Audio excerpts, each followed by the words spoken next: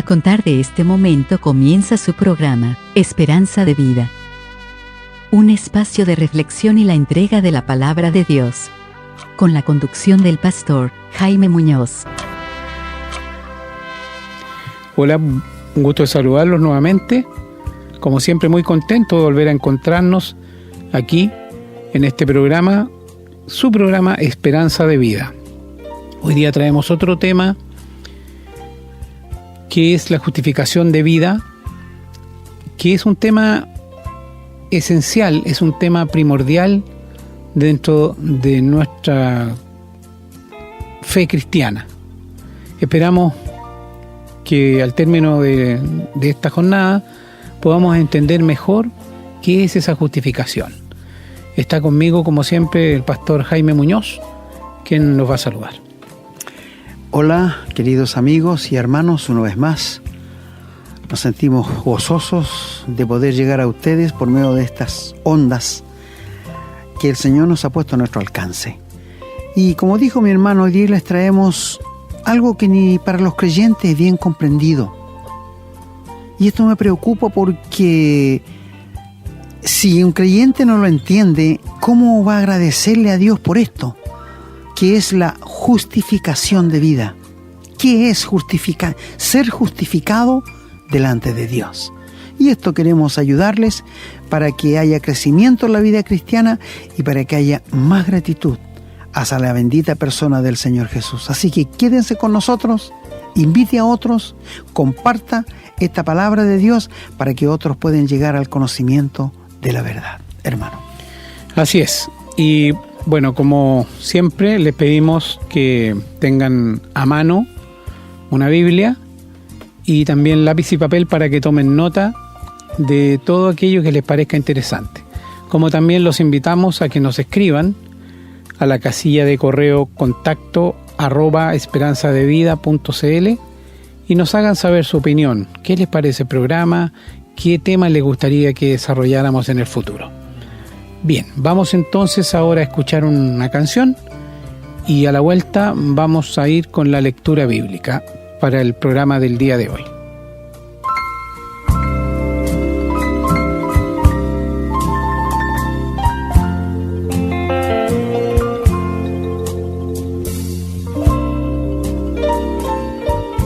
Bueno, ya estamos de regreso, espero que tengan sus Biblias a mano.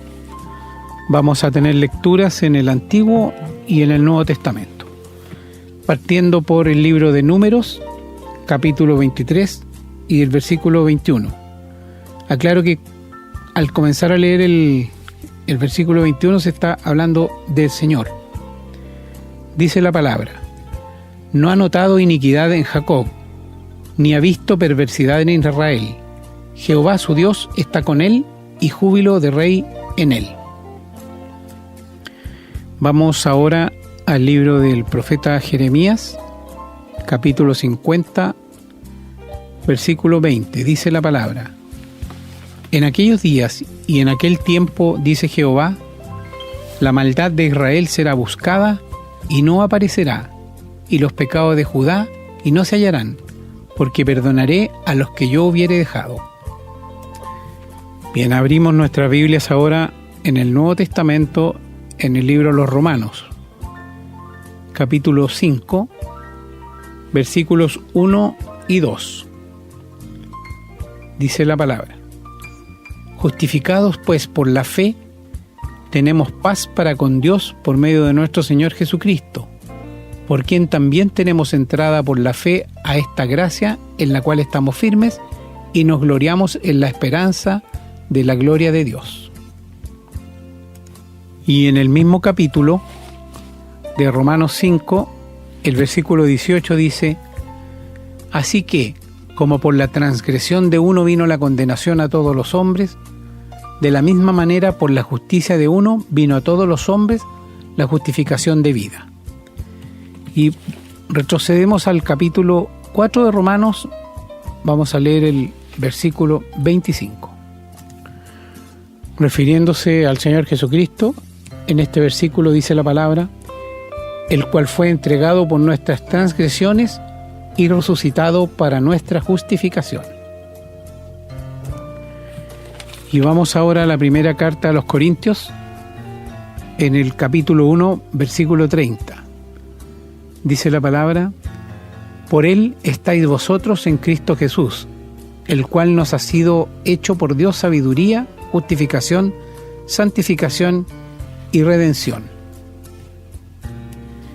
Y finalmente vamos a leer en la segunda carta a los Corintios, capítulo 5, los versículos del 17 al 21, que dice: de modo que si alguno está en Cristo, nueva criatura es. Las cosas viejas pasaron, he aquí todas son hechas nuevas. Y todo esto proviene de Dios, quien nos reconcilió consigo mismo por Cristo y nos dio el ministerio de la reconciliación, que Dios estaba en Cristo reconciliando consigo al mundo, no tomándoles en cuenta a los hombres sus pecados, y nos encargó a nosotros la palabra de la reconciliación. Así que somos embajadores en nombre de Cristo, como si Dios rogase por medio de nosotros, os rogamos en nombre de Cristo, reconciliados con Dios. Al que no conoció pecado, por nosotros lo hizo pecado, para que nosotros fuésemos hechos justicia de Dios en él. Muchas gracias, querido hermano, por la lectura de la palabra de Dios, y rogamos que el Señor añada su más rica bendición a la lectura de su palabra, que todos nuestros queridos oyentes me imagino que le pusieron atención. Y sobre este tema vamos a desarrollar. Así es, hermano. Vamos entonces a escuchar una canción y a la vuelta estamos con el desarrollo.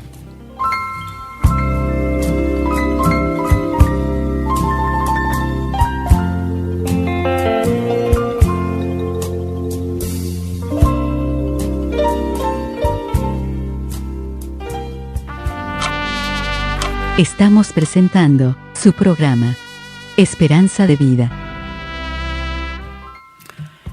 Queridos amigos y hermanos, una vez más tenemos ante nosotros un tema extraordinario. Un tema que me apasiona a mí realmente. ¿Qué es la justificación de vida? En pocas palabras, es hacer justo al culpable. Eso es, hacer justo al culpable. La Biblia en 1 Corintios, el capítulo 1 y el versículo 3, dice que escribe a todos los santos que invocan el nombre del Señor en cualquier parte del mundo. Aquí los santos no son los que están beatificados por la Iglesia Católica. No. Aquí son todos los que han nacido de nuevo, los verdaderos cristianos que tienen la vida eterna y que tienen al Señor Jesús en su corazón. Ellos son llamados por Dios santos. Usted me dirá, pero yo conozco algunos que no son tan santos, he visto que cometen pecados. Bueno, judicialmente, queridos amigos, cuando Dios perdona a un pecador por medio de la cruz de Cristo, Dios lo ve santo y sin pecado, como que nunca ha cometido un pecado. Y cuando un cristiano agradecido a Dios piensa en esto, se le revuelven las extrañas. ¿Cómo Dios me puede ver que nunca he cometido un pecado cuando he sido tan malo? Bueno, eso se llama justificación de vida. Eso se llama que Dios hace justo a un culpable. ¿Me entiendes? Dios hace justo a un culpable. Hablándote de esto, recuerdo haber leído la historia de un alcaide que dijo en una ocasión: voy a ir a conversar con los hombres que están presos. Voy a ir a hablar con ellos. Y claro, entró a una celda y le preguntó a uno: a ti estás condenado a 20 años de prisión por haber dado muerte a tu amigo. Cuéntame la verdad. El hombre le dijo: ¿sabe? Yo estoy aquí injustamente. Yo nunca maté a mi amigo. Otros lo hicieron y me culparon a mí. así que yo estoy injustamente aquí. Bien, pasó a otra celda. Oye, tú estás condenado porque mataste a tu esposa, le diste veneno. El hombre dijo, mire, señor alcaide, yo no hice tal cosa. Mi esposa quería quitarse la vida y ella tomó voluntariamente esto. Y así fue celda por celda, hablando con todos los reos, y ninguno había cometido el pecado que decía porque estaba preso. Pero al llegar a una celda estaba un anciano y le dijo, a ti se te acusa de que has matado a una persona con alevosía y por eso estás condenado. Así que quiero que me cuentes. Este hombre le dijo, sí, señor alcaide, es justo que esté aquí pagando mis culpas, porque yo realmente maté a esa persona. Fue en un momento de rabia y yo la maté y es justo que esté aquí. Y el alcaide abre la cárcel y llama a los guardias. Guardias, vengan por favor, vengan rápido y sáquenme a este hombre de aquí y échenmelo a la calle para que no me eche a perder a toda la gente buena que tengo aquí. Es como paradójico, pero fíjate, o sea, el alcaide hizo esto para ver realmente. Todos se justificaron que no lo habían hecho, pero un solo hombre dijo, sí lo hice y es justo que esté aquí. Y él dijo, sáqueme a este hombre de aquí que no me eche a perder a este montón de gente buena que tengo aquí. ¿Te das cuenta, amigo? Es decir, la justificación de vida solamente la puede hacer Dios. Es decir, ninguna persona aquí en la tierra puede hacerte a ti una justificación de vida. No, no es posible. Es solamente el justo, que es Dios, que puede hacerlo. En los pasajes que leyó nuestro hermano, la primera vez que encontramos en la Biblia la justificación es allí en el libro de Números, donde lo leyó nuestro hermano en el capítulo 23 y el versículo 21. Y menciona dos cosas allí, a Jacob y a Israel.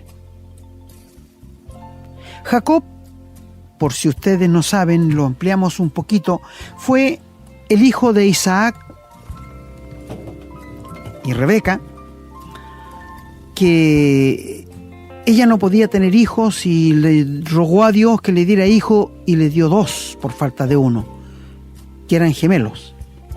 Primero nació Esaú y de su calcañar venía tomado Jacob. Y estos hijos a través del tiempo crecieron y se le daba mucha importancia a la primogenitura hasta el día de hoy entre los israelitas, al hijo primero, porque en él se fundaban todas las esperanzas del padre. Pero al ir pasando el tiempo, Esaú fue un diestro en la caza. Salía a cazar y llegaba con grandes presas a la tienda. Pero Jacob fue un hombre quieto, de casa, muy casero. Y un día, volviendo Esaú, que le fue mal en su casa, no traía nada, pero venía fatigado de hambre. Y Jacob había hecho un potaje de lentejas. Y su hermano Esaú le dijo, ¿por qué no me das un poco del potaje que hiciste porque traigo mucha hambre? Y Jacob, que significa su nombre suplantador, eso significa Jacob, le dijo, véndeme tu primogenitura en este día y yo te doy lo que quieras de lenteja. Esaú pensó, ¿para qué quiero mi primogenitura? ¿Para qué me va a servir la primogenitura? Ya, te la vendo. Y se juraron y le dio el plato de lentejas. Bien, pasó. Al envejecer, Isaac, era costumbre de los padres, antes de morir, dar la bendición a su hijo primogénito. Y era la mayor bendición.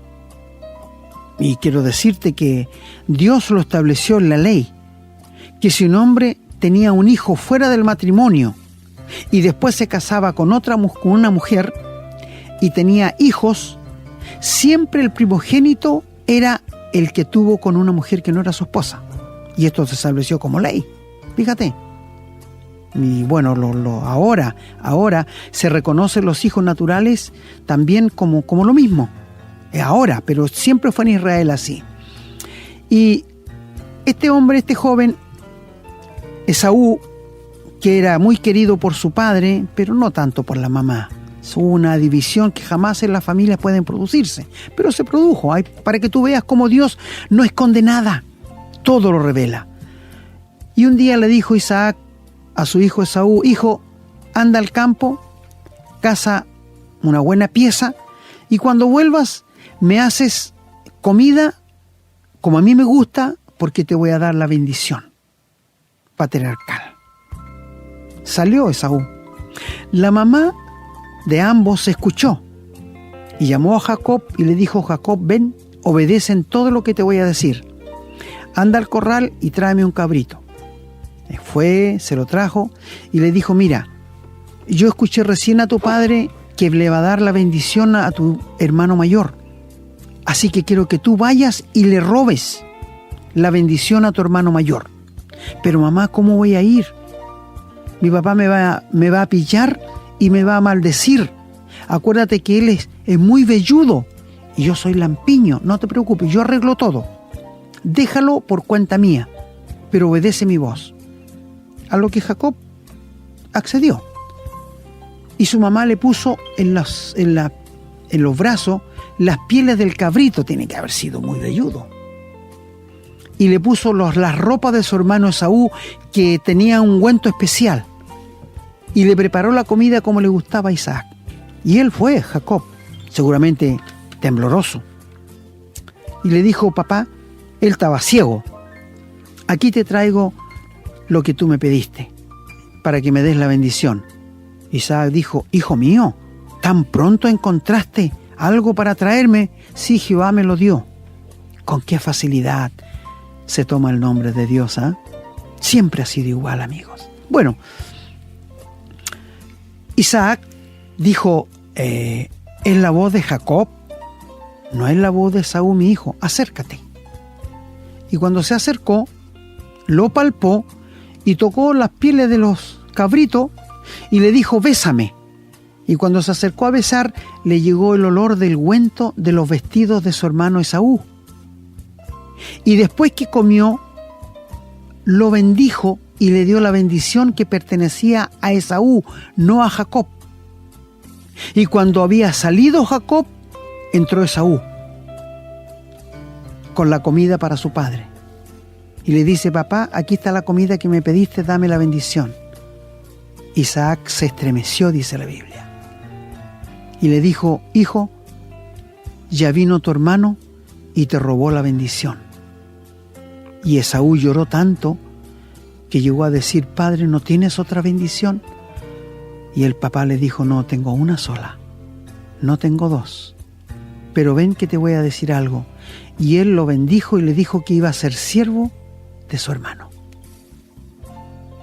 Ahora, queridos hermanos, este es un pecado grave, porque los hermanos se iban a matar. Esaú dijo: yo no voy a descansar hasta que te mate, por lo que me has hecho. Me has engañado 2 veces. Y su mamá, viendo el peligro, le dijo a su hijo: ándate a Mesopotamia, donde mi familia, y escóndete allá hasta que se apacigüe la ira de tu hermano. Que quiero decirle, nunca se apaciguó, nunca. Bueno, después de esto, él se fue de donde un hermano de su madre, y allá encontró su esposa, Raquel y Lea, que fueron 2 hermanas que se casó. No quiero entrar en tantos detalles, pero ustedes pueden leerlo en Génesis 30. Y Labán, su suegro, le cambió el sueldo 10 veces. Es decir, él estaba cosechando lo que sembró. Y él pecó muchas veces. Nunca se dobló su rodilla en 20 años. Nunca habló de Dios. Es decir, no era un hombre consagrado a Dios. Y cometió muchos pecados. y siguió cometiendo pecados en su vida. Y cuando leemos aquí en Números, encontramos que dice: nunca he visto pecado en Jacob. ¿Cómo no? ¿Acaso Dios pasa por alto el pecado? Jamás. ¿Acaso Dios olvida el pecado? Solamente cuando está borrado con la sangre de Cristo. Mi amigo, aquí está la primera justificación que Dios hace de vida a un ser humano. Luego habla de su pueblo Israel. Oye, ¿qué podemos hablar del pueblo de Israel? Si cuando salió de Egipto, antes de cruzar el Mar Rojo, ya estaba hablando mal de Dios. Acuérdense que cuando vieron los egipcios que venían siguiéndolo, ¿para qué nos sacó Dios para matarnos aquí? Es decir, siempre hablaron mal de Dios. ¿Cuántas veces le tentaron en el desierto a Dios? ¿Cuántas veces hablaron mal de Dios? ¿Cuántas veces se rebelaron contra Dios? ¿Cuántas veces desconfiaron de Dios? Amigos, y Dios dice: no he visto pecado en Israel. ¿Cómo no va a haber pecado? Esto se llama justificación de vida. Y luego habla de un rey, del rey que vendría y traería la justificación de vida. Mis queridos amigos, ¿sabes tú que nosotros somos pecadores condenados al infierno por causa de nuestro pecado? Esto lo dice Dios. Y dice que la paga del pecado es muerte, mas el regalo de Dios es vida eterna en Cristo Jesús, Señor nuestro.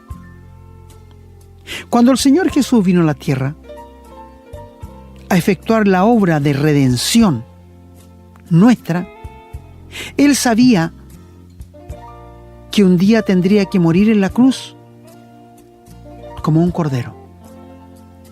Él nunca hizo maldad, nunca hizo pecado, nunca hubo engaño en su boca. Por esto había muchas profecías en los salmos que dicen: he de pagar lo que no robé. Y otro salmo que dice: me tomaste y me arrojaste. Y el Señor Jesús fue contado con los pecadores. Fue crucificado al lado de 2 ladrones. Fue tratado como un malhechor. En un programa dije que el juicio que le hicieron al Señor Jesús ha sido uno de los juicios más injustos en el mundo. No me gusta cuando mucha gente habla del Señor Jesús que murió como mártir. No, Él no murió como mártir. Él murió por ti y por mí. Él murió como una víctima inocente, no como un mártir. No sé de dónde sacan eso, la Biblia no lo menciona. Cuando el Señor comenzó su ministerio y le vio Juan Bautista, dijo: he aquí el Cordero de Dios que quita el pecado del mundo. Pero nunca como mártir. Y por esto le dije en el programa pasado que cuando nosotros nos reunimos para celebrar la cena del Señor, no nos reunimos para lamentar la muerte del Señor. No nos reunimos para sentir lástima por lo que Él sufrió. Es verdad que la Biblia nos dice que cuando al Señor lo azotaron, su espalda quedó como un campo arado, porque en el látigo romano, en las puntas, tenían hueso o fierro con filo. El Señor perdió mucha sangre allí y su espalda quedó llena de cortes grandes. Por esto la Biblia dice que quedó como campo arado. El Señor sufrió mucho, hermanos, amigos. Pero ¿sabe? Cuando el Señor fue azotado, cuando le golpeaban la cabeza para que la corona de espina entrara más adentro, cuando le escupían el rostro, cuando le tiraban la barba, el Señor no estaba pagando tu pecado y el mío todavía. No. Y tú me preguntarás: ¿y por qué tuvo que sufrir tanto? Para mostrar cuán malo es el corazón del hombre, cuán cruel. Amigos, cuando veo estos hechos horrorosos, que los hombres son capaces de degollar a una persona, de descuartizar a otra, ¿tú te das cuenta lo que es el corazón del hombre, una verdadera bestia. Está muy bien dicho que pertenecemos al reino animal, porque un hombre sin control de Dios es un verdadero animal. Y el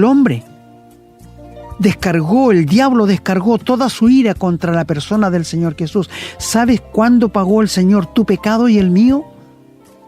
En las últimas 3 horas, de las 12 hasta las 3 de la tarde, cuando hubo tiniebla en toda la tierra. Y cuando Dios descargó toda su ira por causa de tu pecado y el mío, cuando el Señor lo estaba recibiendo allí en la cruz.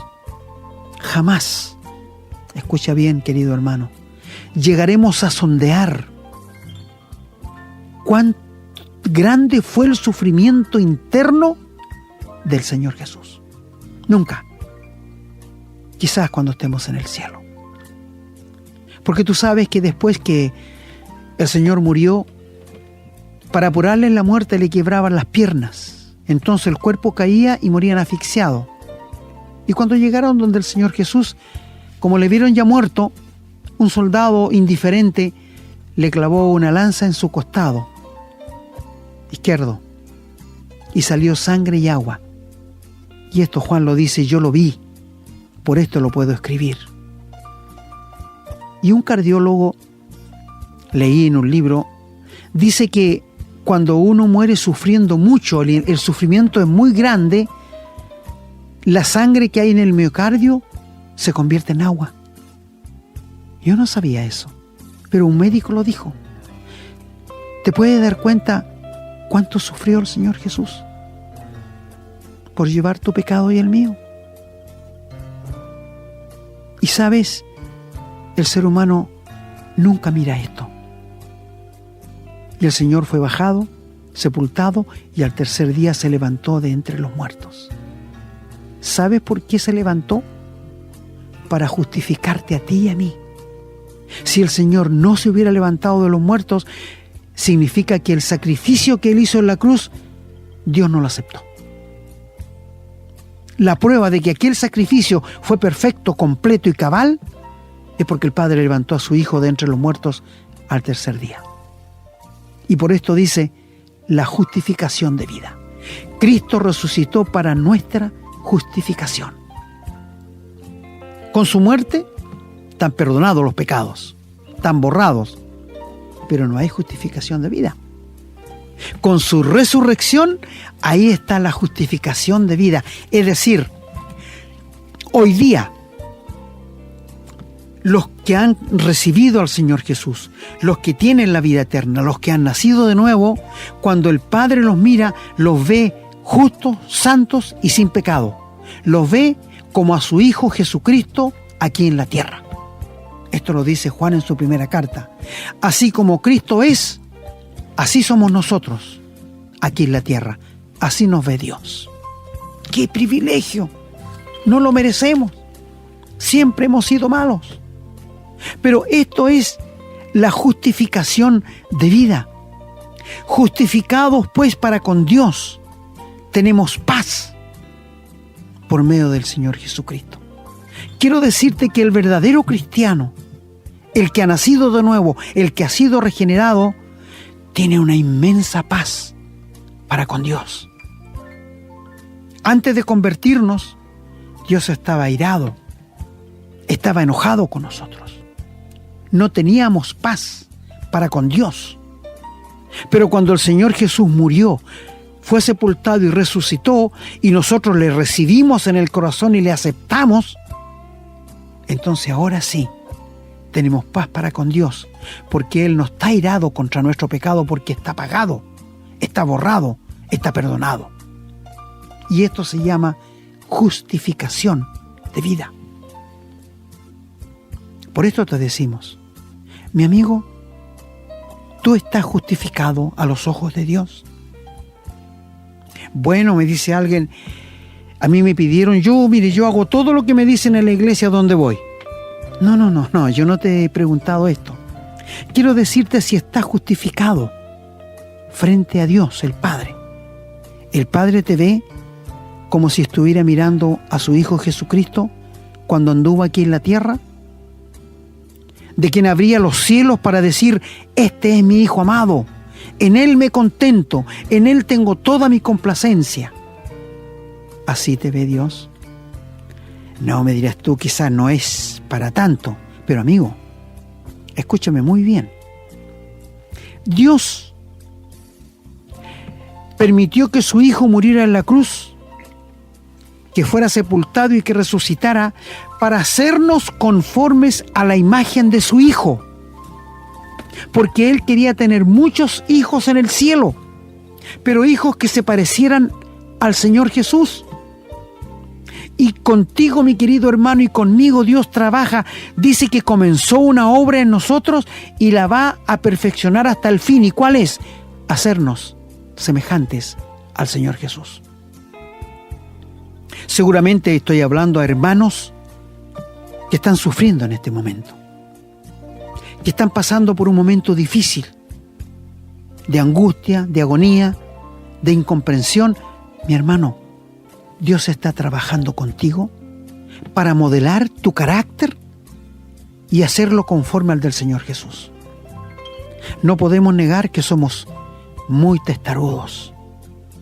Y cuando entramos a cierta edad, nos ponemos muy tosudos.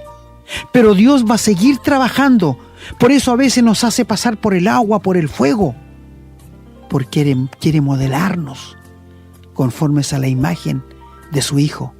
Y de ahí viene la justificación de vida. Dios, querido hermano, a ti y a mí, nos quiere hacer igual a su Hijo. Tú me dirás, yo creo que nunca voy a llegar. Mira, hermano, si esta no es tu meta, ser como el Señor Jesús, estás muy ciego y no estás cumpliendo el propósito con que Dios te salvó. La visión de cada hijo de Dios tiene que ser como el Señor Jesús. Tú me dirás, nunca lo voy a lograr aquí. Yo te encuentro toda la razón. Pero Dios está trabajando en ti y en mí para llevarlo a cabo esto, para que seamos conformes a la imagen de su Hijo. ¿Te das cuenta tú? Es decir, la justificación de vida lleva a que Dios quiere que seamos como Cristo. Extraordinario, ¿verdad? Extraordinario. Dios quiere de ti y de mí, querido hermano, hacernos como su Hijo Jesucristo cuando estuvo aquí en la tierra. Y está trabajando en ti y en mí por esto. Cuando leímos allí en Romanos, que leímos en 3 partes, el primer Adán fue el que pecó, el que cayó, el que nos corrompió, que por culpa de él todos nosotros, aunque no le echemos la culpa a Adán, porque todos somos malos desde que nacemos. El hombre es malo desde su juventud, dice la Biblia. Mucha gente dice, es injusto que porque él pecó yo sea pecador. ¿Qué es justo en la vida, querido amigo? Nada. ¿Tú eres justo? No pidas justicia entonces. No pidas justicia si tú no eres una persona justa. Pero por el pecado de él todos nosotros nacimos pecadores. Pero luego dice, por la justicia de uno vino la justificación a todos los hombres. ¿A cuáles? A los que hemos creído. A los que hemos creído. A los que hemos confiado en la muerte de Cristo en la cruz del Calvario. ¿Te das cuenta? ¿Y por qué? Muchos de los que están en las iglesias no son salvos ni tienen justificación de vida porque no le han creído a Dios. Porque no han confiado en la palabra de Dios. No, me dirá usted, si yo creo todo lo que la Biblia dice. No, mi amigo. Si lo creyeras, serías un verdadero hijo de Dios. El diablo también cree en la palabra. No te olvides que él la citó cuando tentó al Señor Jesús. Él citó la palabra de Dios porque la conoce. Pero él no le está otorgado que la crea o que la entienda, porque no lo va a entender. Te pongo una ilustración. Recuerda haber leído de un hombre que estaba condenado a la horca. ¿Ya? Que estaba condenado a la horca. Y el presidente de la República de ese estado tenía que estar presente. ¿Y sabes? El presidente le dijo al que iban a ahorcar: te voy a conceder un último deseo. ¿Qué es lo que quieres? El condenado le dijo: quiero un vaso de agua.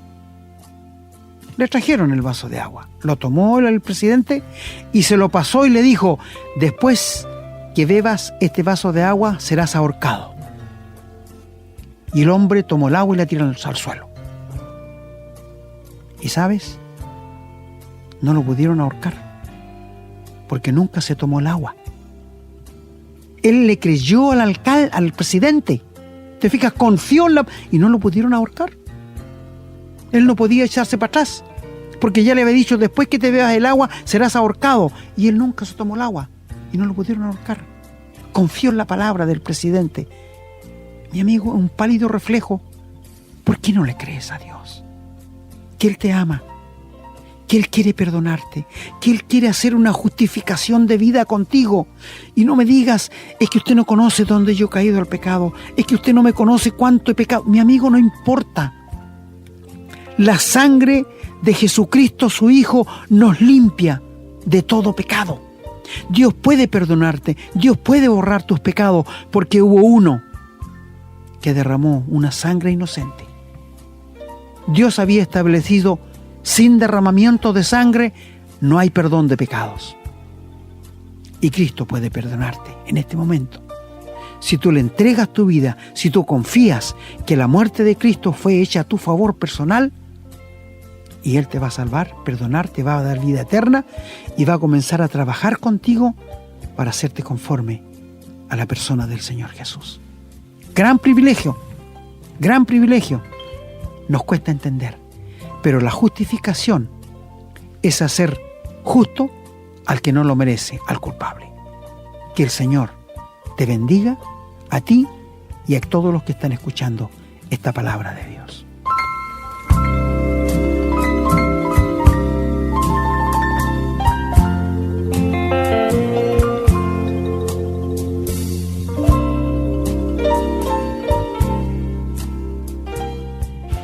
Bien, hermanos, el tiempo se nos está terminando.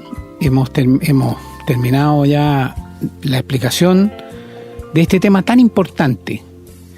Qué importante es que podamos entender lo que es la justificación de vida, entender lo que el Señor Jesucristo hizo por nosotros y cómo el Padre le da valor a eso, cómo el Padre considera que no es necesario absolutamente nada más para poder perdonar nuestros pecados. Esperamos que haya sido claro. Si alguien ha quedado con alguna duda, lo invitamos a que nos escriba, y aquellos que tienen estos programas, que los escuchan por internet, pueden volver a escucharlos, obviamente, si tienen algún interés. Yo me despido con un gran abrazo, pidiéndole al Señor que bendiga a cada uno de ustedes, esperando volver a encontrarlos en el próximo programa. Gracias, querido hermano. Bueno, una vez más estamos agradecidos por la atención que nos han puesto a la palabra de Dios, y queremos decirles, si no quedó claro, si no lo entendió bien, escríbanos al correo para que volvamos a repetirlo o lo hagamos en otra forma más entendible, porque queremos que entiendan realmente. Le estamos hablando de lo que Dios quiere de cada uno de ustedes. Y si usted tiene a Jesucristo y no sabía qué es la justificación de vida, escríbanos para darle gracias a Dios, para que suban alabanzas hacia el nombre del Señor por algo que no merecemos, pero que en su gracia Él nos otorga. Nos despedimos como mi hermano, agradecidos por su atención, y nos encontramos en un próximo programa. Que el Señor les bendiga. Hemos presentado su programa Esperanza de Vida, un espacio de reflexión y enseñanza para la vida cristiana. Nos gustaría volver a contar con su sintonía. Que tengan un muy buen día.